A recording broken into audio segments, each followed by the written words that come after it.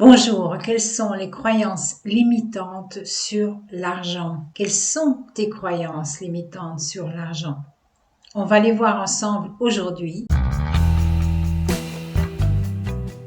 Bonjour, je suis Béatrice Petit-Demange du blog béatrice-petitdemange.com. Je suis holistic coach spécialisée pour les entrepreneuses pour qu'elles augmentent leur chiffre d'affaires et obtiennent plus de clients. Retire mon guide, tu trouveras le lien dans la description. C'est un guide qui explique les 4 erreurs catastrophiques que font les entrepreneuses et qui les interdisent donc d'augmenter leur chiffre d'affaires et d'avoir de nouveaux clients.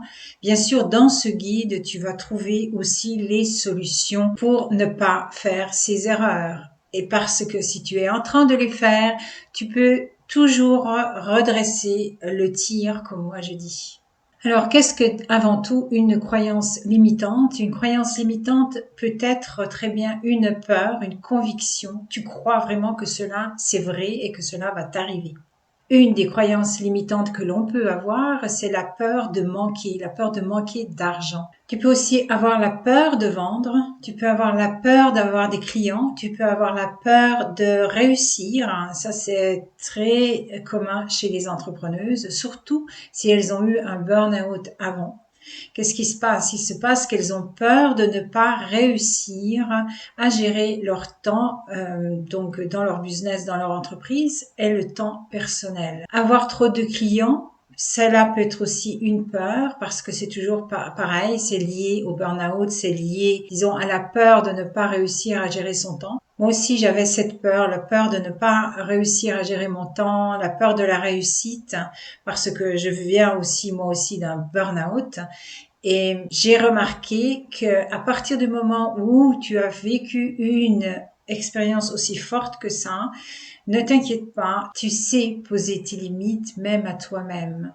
Tu le perçois dans ton corps quand tu vas trop loin, quand tu es fatigué, et donc du coup, qu'est-ce que tu fais? Tu t'arrêtes et tu te reposes. Les croyances limitantes peuvent venir aussi bien sûr de ton éducation, de ce que tu as vu dans ta famille, de ce que tu as entendu dans ta famille. Cela peut aussi toucher le milieu religieux parce que bon, la pauvreté, c'était quand même assez d'élite au niveau religieux. Donc, regarde un peu, tu peux commencer à observer ce que tes parents disaient, comment tu vivais, etc. Quels sont aussi tous les points de vue, toutes les croyances sur les personnes qui sont riches, qui ont de l'argent? Est-ce que tu crois que l'argent va éloigner les gens de toi? Si tu gagnes beaucoup d'argent, est-ce que tu as cette pensée, qu'est-ce que les autres vont penser de moi? Est-ce que tu as peur aussi de perdre tes amis? Est-ce que tu as peur d'avoir des amis qui sont tes amis, mais simplement par intérêt, parce que tu as de l'argent? Et est-ce qu'aussi tu réussis à t'acheter des choses pour toi, rien que pour le plaisir,